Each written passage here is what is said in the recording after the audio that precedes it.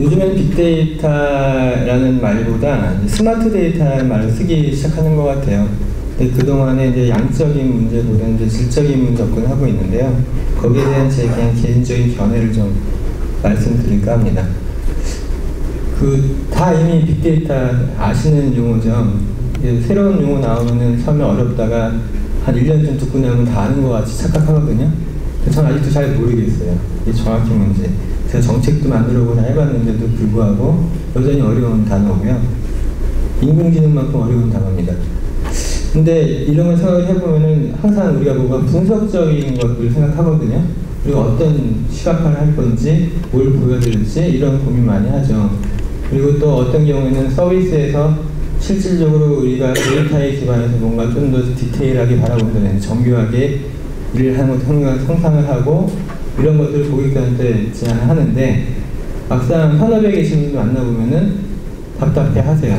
데이터만 있지 뭘 해야 할지 모르겠고 그 데이터에다가 많은 투자를 했을 때 우리 비즈니스가 어떻게 바뀔지 참 말하기 어려운 상황인 건 현실인 것 같아요.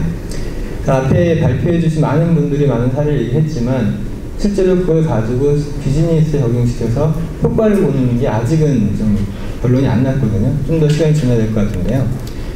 근데 이런 작업을 할 때 항상 먼저는 관심부터 시작을 하죠. 그리고 기술에 대해서 좀 더 공부하게 되고 그 다음에 몇몇 사업에다가 한번 적용도 해보고 그러고 나서야 제대로 된 기업 전체적인 적용을 한다든지 그런 거를 서비스화 한다든지 예를 들어 아까 발표하신 마인지랩 같은 경우에는 아예 이런 큰 서비스를 또 고려하시는 회사이기도 하거든요.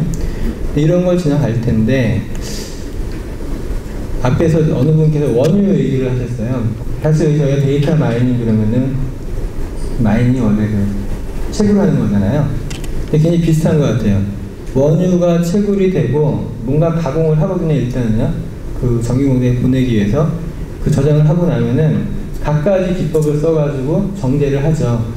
그리고 나서야 아스팔트니 경유니 등유니 휘발유니 LPG니 이렇게 되고 나면 그대로 팔리기 시작하거든요. 근데 이 빅데이터도 비슷한 과정을 겪는 것 같습니다. 로그 데이터가 만들어지죠. 센서에서 만들어지고 기존 시스템의 로그 데이터에서 만들어지기도 하고 어떤 게 일부러 만들기도 하고 그런 로그 데이터들이 있을 때 그걸 가지고 와서 일단 저장까지 해야지 뭔가 그 다음 단계에 처리도 하고 분석도 하거든요. 근데 이 저장하는 것까지를 보면은 굉장히 다양한 또 기술들이 필요해요. 특히 이 운반이라고 하는 영역이 IoT 나오면서부터는 이 데이터를 도대체 이 분석 플랫폼까지 어떻게 가져올 건지 고민스러워 거기 많은 표준들이 만들어지고 있는데 그리고 나서야 저희가 뭔가 분석을 하죠. 그리고 나면은 유통이니 미디어니 통신이니 이런 서비스를 해서 쓰일 수 있는 형태의 데이터로 뭔가 결과를 내줘야 되거든요. 거기까지 연결시키지 못하면은 사실은 쓸 수 없는 데이터예요. 근데 이때 필요한 것들이 통계 분석이라든지 또 텍스트 마이닝 같은 머신러닝 같은 인공지능 기술이라든지 혹은 시멘틱이라든지 혹은 추론 같은 것들이 반영이 되는 건데 제가 말씀드리고 싶은 거는 현재까지 빅데이터가 해온 역할이 여기까지예요. 근데 지금 우리가 딥러닝이니 인공지능 얘기하는 거는 이 부분을 좀 해보자고 하는 거거든요. 그래서 물론 빅데이터가 다르다는 얘기가 아니라 빅데이터가 해준 그 기반 위에서 뭔가 조금 더 가치 있는 데이터를 변환시키는 과정이 굉장히 중요한 상황이 됐습니다. 그리고 그 과정에서 또 한 가지 중요한 거는 가공도 중요하지만 필터링도 중요합니다. 그래서 거기에 대한 몇 가지 좀 사례를 설명을 드려보겠습니다. 그런데 그 제일 중요한 건 데이터거든요. 아까 같이 오신 저희 친한 대표님하고 일했는데 데이터를 만들어야 된다는 거예요. 그러니까 어떤 경우엔 데이터가 없어요. 포항제철에서 뭔가 그 제품에 대한 고객 피드백을 얻고 싶은데 소셜에는 안 나타나요. 아연에 대해서 뭐 나타나지 않거든요.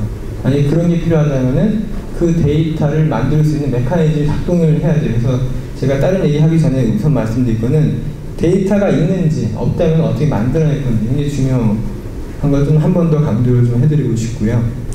그래서 꽃보다 할배가 아니라 빛보다 스마트 형태로 우리가 가야 되는데 몇 가지 한번 사례를 말씀드리겠습니다. 다이아 펄스라고 하는 마케팅 쪽에서는 데이터 기반의 마케팅이 꽤 유명한 사례예요.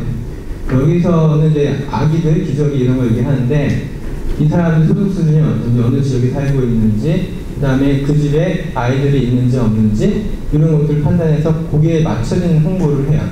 그러니까 저희 집에 쌍둥이가 있는데 저희 집 동네를 딱 보고는 거기 맞춰진 상품들을 제시해 주는 거죠.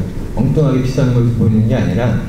이런 경우에는 홍보를 잘하기 위해서는, 그래서 여기는 실질적인 마케팅 비용을 많이 줄였대요. 광고며 마케팅 하는 것 대신에. 카드사들은 고민 많죠. 뭐 부정사용부터 고민 많은데, 한 가지 사례는요, 카드를 사용하다가 약간의 돈이 모자라고 결제가 거절되는 경우가 있거든요. 그럴 때 어느 카드사는 이 사람의 그 소비 패턴을 보고는 자동으로 한도를 늘려주는 작업을 했대요. 자, 그렇게 하면 어떤 일이 벌어질까요? 제가 한국카드 써야 안 되면 귀식까지 쓸 텐데, 한국카드 계속 쓰겠죠. 그럼 고객 이탈을 방지하는 거겠죠. 인스턴트하게. 그런 작업들을 하는 경우도 있고요. 그거 다 아시죠? 검은색이에요? 흰색이에요? 금색이에요? 청색이에요? 이거 너무나 많이 퍼진 얘기죠. 몇십억 명이 봤어요. 근데 사실은 이게 요 상품 광고였거든요. 처음 들어보셨죠? 이게 광고였대요. 시작에. 이걸 이렇게 이슈화를 시켰는데, 이게 어떻게 했냐면 여기서 한 거거든요. 이 버즈피자 회사가 미국에 있는 한 언론사예요. 네이티브 광고 중심의 사업을 하고 있고요. 그 과정에서 데이터 분석을 이용을 해요. 기사를 내보내고 나서 그 기사가 반응을 얻으면은 그 기사를 살짝 기사를 또 만들어요. 그래서 일주일에 유사한 기사를 40개씩 만든대요. 어떤 규모예요. 그리고 아까 보여드린 것도 그 중에 한 과정에서 나타나는 거고요. 얘는 리스티클이라고 해서 몇 가지 이야기라는 식의 리스트 아티클이라고 하는 이름에 처음 이걸 시도했는데, 지금은 많은 회사들이 따라하고 있죠. 여기서 피드백을 받아서 기사 만든 쪽에 계속적으로 인풋 주는 거죠.